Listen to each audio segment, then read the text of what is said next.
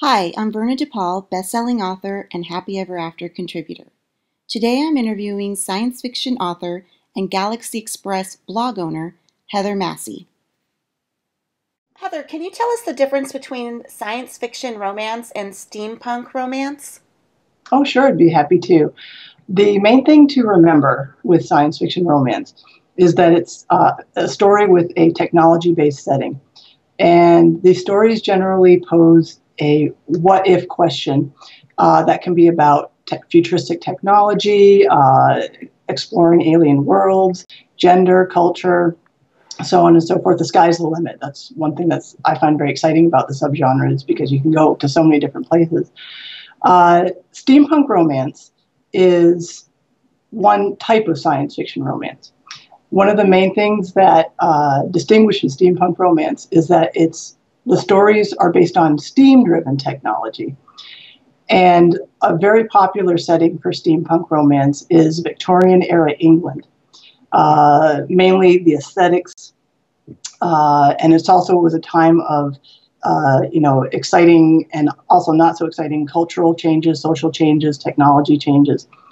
And so it just allows for kind of a little bit more of a romantic view of, science and technology and as merged with romance. So it's just a fun place to play. Awesome. On average, do books in these genres evenly balance world building and the emotional, sexual relationships between the characters?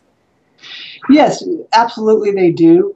It does pay, however, to investigate a little bit because a lot of the stories, science fiction romance, steampunk romance, and all the other different subgenres, frequently feature a lot of high-octane action adventure. They feature an external plot. Sometimes the heat level, edges towards erotica, so that really adds another whole new element. So it pays to investigate a little bit and find out what is something that you're interested in as a reader, because you can have books like Mel Jean Brooks's The Iron Seas series, or steampunk series, that is very rich and complex in terms of the world building. And then there are other books like, for example, Christine Dance's Island of Icarus, which is much more character driven. There's a steampunk element in it, and it plays a significant role, but it is definitely more of a conduit to exploring the relationship between the characters. So I've seen authors do a great job balancing it, but even under that umbrella, there's a lot of different variety and diversity. You run a blog called Galaxy Express, and you're also an author. Which came first, and how do you balance these two facets of your life? I have been a fan of science fiction romance basically all of my life. It started at a young age when I had the opportunity to see a lot of really cool and strange Japanese animation import shows that came to the US. And most of them were science fiction, and a lot of them had a strong romantic element. And I was hooked even as a child and preteen. So that interest just grew and grew and grew. And as I became older, I figured, hey, there must be other fans out there.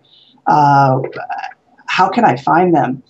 And because I loved it so much, I just wanted to share and talk about it.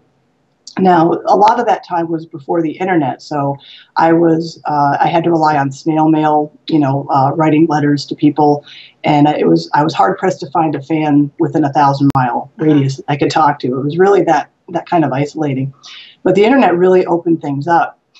I had been working for a long time, but then I became a parent in 2006. So a couple of years later, things kind of calmed down enough for my daughter being born to where I was able to be a stay-at-home parent.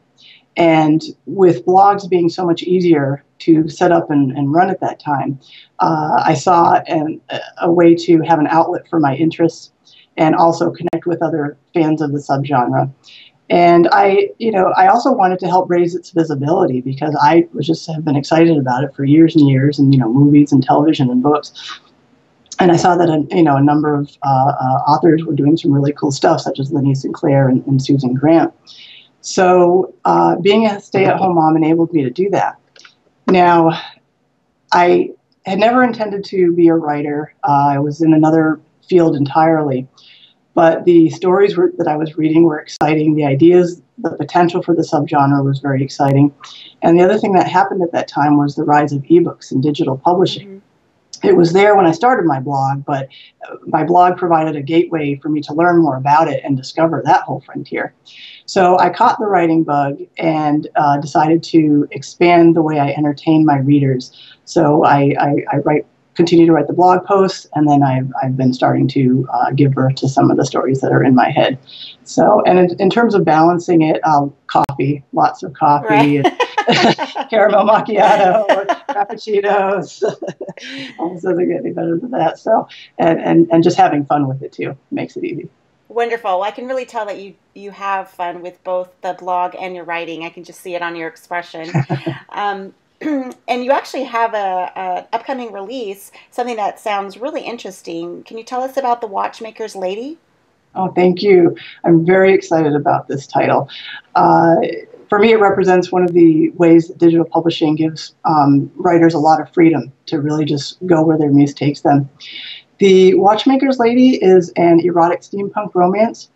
It's about a watchmaker in 1840 New England who falls in love with a beautiful clockwork automaton of his own creation.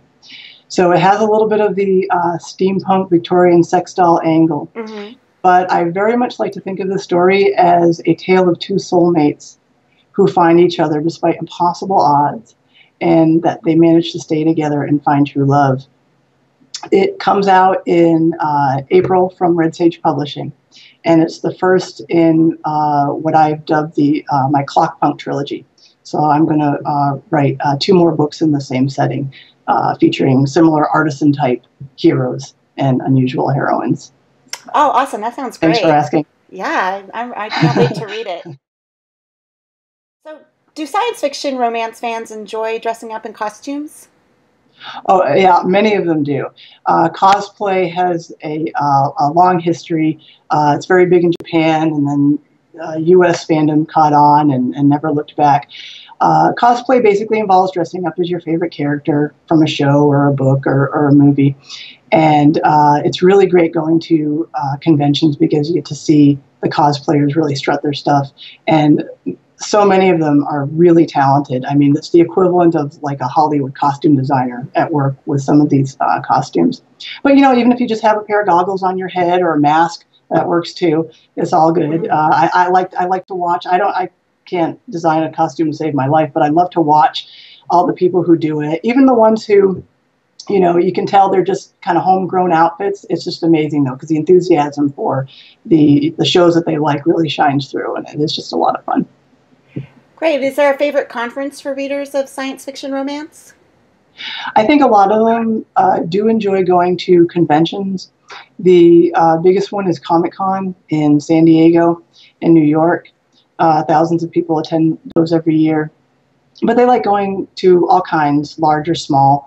And I know they also gather at the RT Book Lovers Convention and the RWA Conference. So a few of the SFR fans in the past couple of years have met up there and had some fun together. So I hope to go in at some point in the future. But it's definitely an attraction to be able to congregate and talk shop about their favorite books. Great. Well, Heather, I know readers that are interested in trying science fiction romance can obviously go to your blog, and this interview has helped educate them a little bit. But what would you say to readers who are tempted yet hesitant to try science fiction romance or steampunk? Yeah, that's a really good question, and I have a sense of where it might be coming from, because the science fiction genre itself is known for books and stories with very complex world building, sometimes dense plots, complicated names and places, and there's a significant learning curve. But with science fiction romance, what I have discovered is that the authors make it very accessible. So you can have science fiction romances that are very complex and detailed worlds, but the majority of the authors endeavor to make it a place that readers can relate to if they're visiting a new world. And they do that by, using certain kinds of characters. For example, they would have aliens who are humanoids. They look human, or maybe have one distinguishing feature that tells readers, the characters, that these are people from another world. So I would love to just emphasize the accessibility. I think if readers can grasp the intricacies of a historical romance or a complex urban fantasy world or a paranormal romance world, then the learning curve is very similar for science fiction romance. I would hate for readers to shy away just because of the science word or the word technology, because really it's very, the authors make it very easy to jump into the worlds and immerse yourself in it without feeling overwhelmed.